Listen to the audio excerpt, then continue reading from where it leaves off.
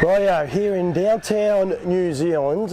Again, great to catch up. Graeme Henley from Alabar. How are you, firstly? Very good, thanks. Good to see you back again. 12 months, it's a long time, isn't it, in this industry? Sometimes people say that it goes quick. It seems like a long time ago I was here. Yeah, no, lots happened in the meantime, but it's good to be back, and it's good to be back here with the weanlings all in one piece. Yeah. National Weanling sale is exactly what I'm here for, to sponsor or promote as part of NZB and the likes, but more importantly, the breeding scene is what Campbell's comments is about, and trying to promote the people and what they do. They do a little bit with Nutrient in Australia, and Alabar have had a great association. They come off a huge sale season over there in Australia, which must be really buoyed for you guys over here in New Zealand to see how well that sale went over there. Yeah, no, they did a great job with their yearlings. They bought some nice mares over the last few years, and Brett Coffey and the team have done a great job. They had good pedigree pages, and they did an outstanding job preparing them, and they got rewarded appropriately. So that was great. Puts a little bit of pressure on Team New Zealand to match them, but I was thrilled for them. It's a very different, you say a bit of pressure, it's a very different world though. Like this sale, I try to tell as many Australians, I think people say, oh, you just going over for a weanling sale. I don't think they actually comprehend what it is. This is great, this sale, isn't it? And the way that it actually works, people sit around, they talk business, they talk social. It's a very unique event. It's just, I think, something everyone should experience. No, exactly, and it's important for both ourselves and Woodlands to be able to breed a reasonable number of mares, because the industry needs more mares being bred, and the way we can make it work is that we can sell some of them as weanlings and some of them as yearlings. If we had to keep them all for the yearling sales, we just wouldn't be able to carry all those foals through the winter. It just wouldn't work. So this is a model that works, and what it means for the purchaser is that they're getting horses that have yearling sale type pedigrees available at weanling sale type prices. So it works for everyone, but we think it's important that we do our part for the industry in breeding a reasonable number of foals, and quality foals at that, and by being able to sell them in May, it means we can do those kind of numbers and have them off the farm. We don't have to carry them through the winter, and it works for everyone. And it does, and even NZB Standardbreds, well, NZB full stop, with this complex though, I mean, one, it utilises a complex in a pretty much idle time, I suppose, if you like, for the year. But February, the yearling sale, like, it just gets stronger and stronger and stronger. And it's no mistake with this weanling sale getting stronger and stronger. It complements that, because if you had, how many did you say you've got here today? 39. So 39, if you put another 39 on top, I think Woodlands have got over 50. That makes that sale nearly a 2-day sale. Does that dilute that product? Whereas instead it's a 1-day spectacular that people come and really want to enjoy. So the whole thing works right around, doesn't it? It does, and like buying weanlings suits some people. Some people like to buy them at this age so they can take them home and raise them the way they like to raise them, rather than just buy them at the yearling sale when someone else has prepared them the way they've done them, and they sell them at a premium because they put that work into them. Some people like to go home and do that work themselves and raise them their way and get a wee bit better value because of that. Some people will pinhook the weanlings that go through today, both for New Zealand and Australia, and I think that's great, but some people are just really looking forward to the opportunity of getting a well-bred weanling, getting them home and doing things their way. Pinhooking is one thing that's very important, and it's one of those things I want to make Australians aware of, and I'm sure NZB won't mind, but with nutrient sale now, they accept horses from anywhere, so it does open up the options of Australians being able to purchase a New Zealand bred horse, leave it here and grow it out, take it back to Australia and grow it out. Doesn't matter which way they do it, but they can actually place them now in that nutrient sale as well. So it gives another string to your boat for Kiwis and for Australians, and for people to work together, and I think that's really key. Absolutely, and like we're all, everyone's wanting more stock, and there's some quality stock here, and since Nutrient have been involved and took away that requirement that horses that get sold as yearlings in Australia no longer have to have an Australian brand on their neck, that's made a big difference, and it's opened that up, and we've had a sale where people have bought from here and sold them in Australia, and they've done quite well out of them, so that was good to see, and I think a few of them are back again, so that's great. The other thing that makes this sale viable for the Australian people is a lot of the weanlings here today can still be paid up for Vic bred. For New Zealand bred foals, the Vic bred payment time is the end of July, and it's only 240 Kiwi dollars, so they can make them eligible for Vic bred. So if you come over here and buy an Art Major or an Always Be Mickey or a Vincent or a Rock and Roll Heaven, you can take it home and stake it for Vic bred. So that's important if you're going to race in Australia or sell in Australia. and I interview as many people as I can. I did a talk with Jean Feast. As you're well aware, everyone here would be well aware of how prolific a buyer she is at these sales. But she bought Beckham from the nutrient sale a couple of years ago. The number one reason was because he was NZB sire stake eligible as well. So it's one of those things. A lot of the Australians will be watching this. It's so important to pay up for both, especially if you're going to be a commercial breeder, because the people you want bidding on your horses, to potentially take them back to another country. It just opens things up. You want Gene Feast in there getting into a bidding war, if you like, trying to purchase your horse to bring it back here to race it through the NZB Sire Stakes program. I bang on for it for Zonks, Cambrai, Martin Pearson, we all do. The best way to make our industry better is nearly to combine Australia and New Zealand. There's a lot of people that don't agree with us. That's okay, but to have the same products working together is just, I think, would be a no-brainer. Absolutely, and since New Zealand Bloodstock have changed the criteria so that horses that go through this sale come with exactly the same eligibility as horses that go through the yearling sales, so they're Harness Millions eligible.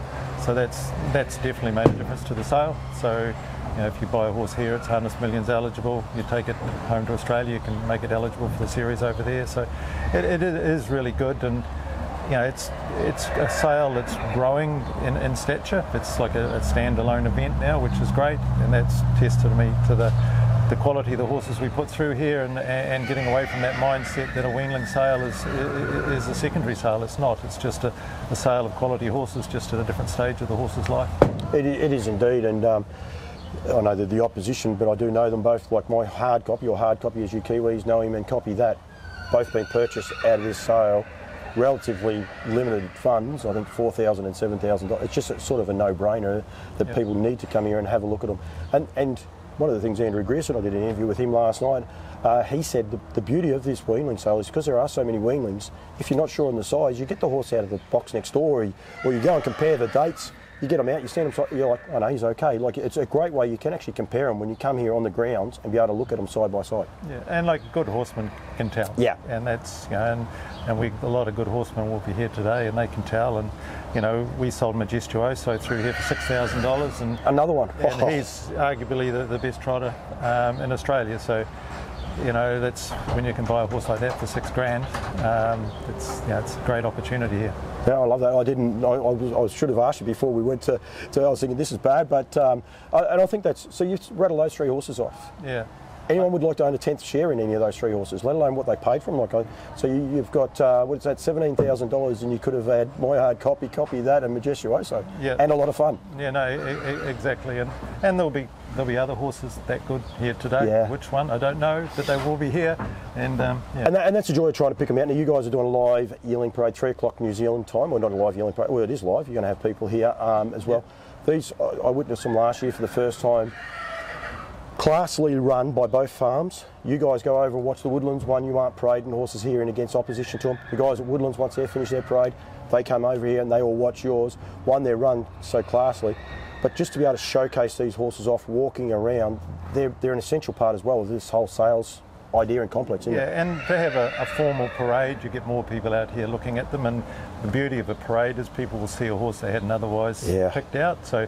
And that's great, because it gets every single weanling looked at, which is important. So that's an important part of it. Hopefully we get a nice crowd here today. It's a midweek day, but hopefully there'll be a lot of people here looking at those weanlings this afternoon, and hopefully it goes well. And the other thing, one of the reasons we really do sell at the weanling sale is to showcase our new stallions. Yep. And this year we're showcasing the first weanlings by Captain Crunch, and we've got some cracking weanlings here by Captain Crunch.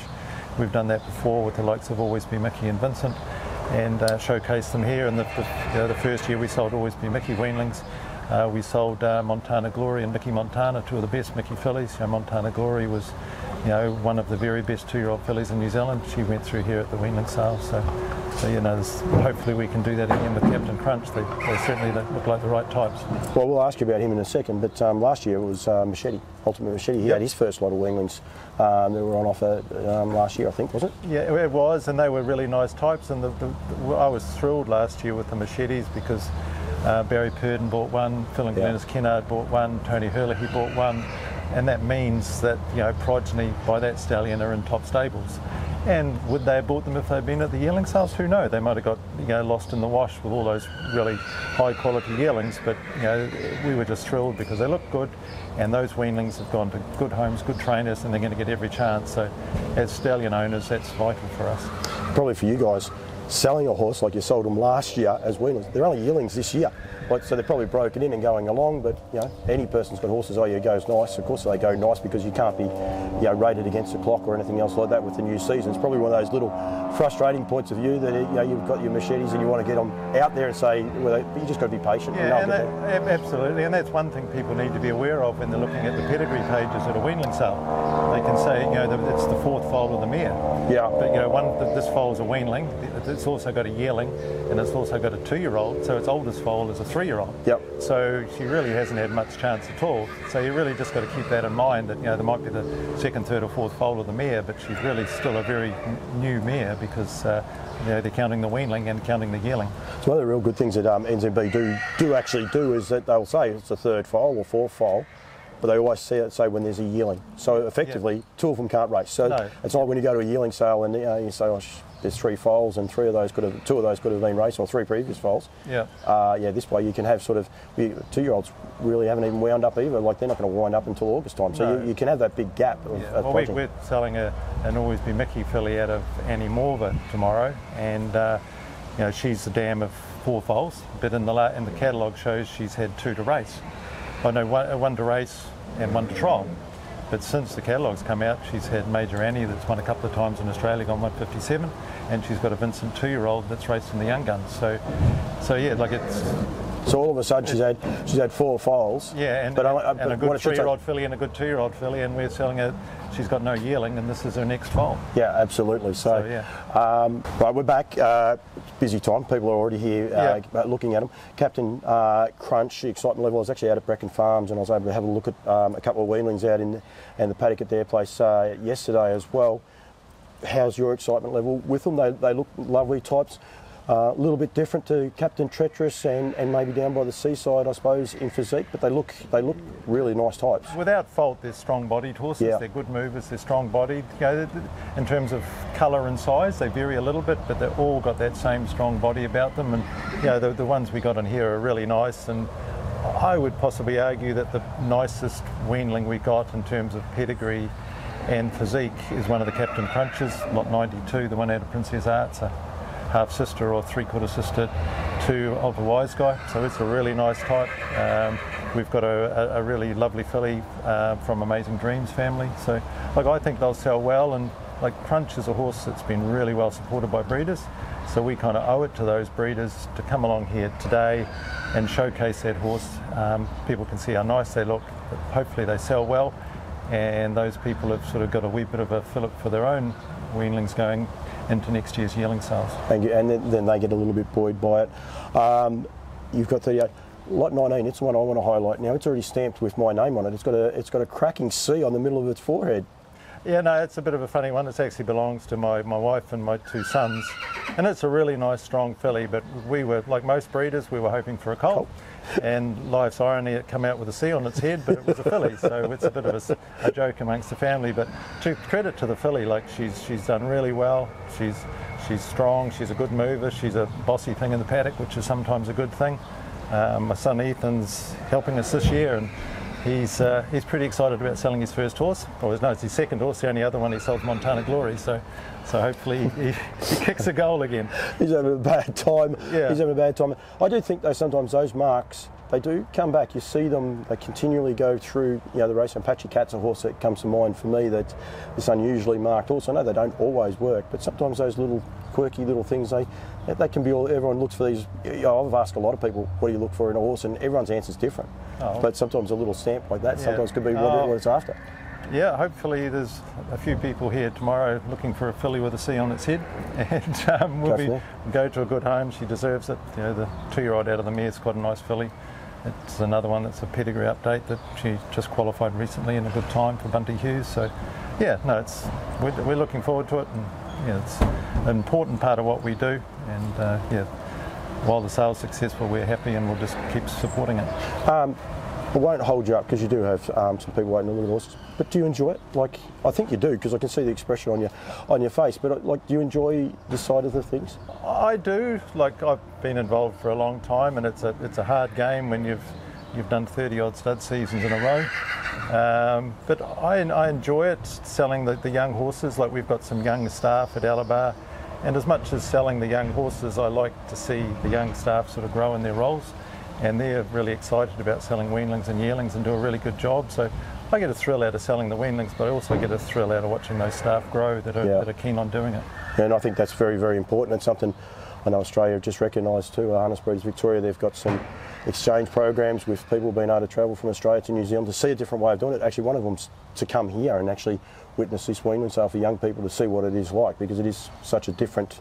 I think it works out good in the quiet times of the stud seasons, but we're all about junior drivers and young trainers and young owners and try and get them into the sport. We need young stud people, don't we? Yeah, well, exactly. And like the young girl that's in charge of our young stock, she does our weanlings and our yearlings. She's only just turned 20, so she's been in charge of the young stock since she was sort of 18.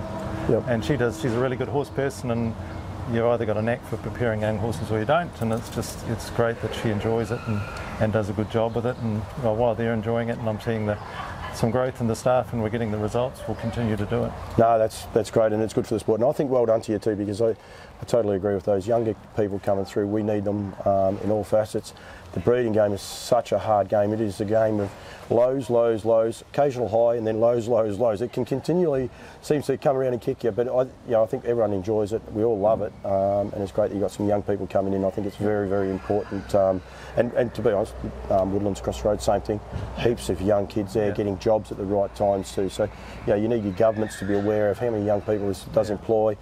Keeps them off the streets. They can't be doing bad things when they're doing these animals. And it's a wonderful industry for people, like because last week we got a bit of bad news about a couple of the girls that were going to work here. That all of a sudden things clashed with exams, so they couldn't work for us.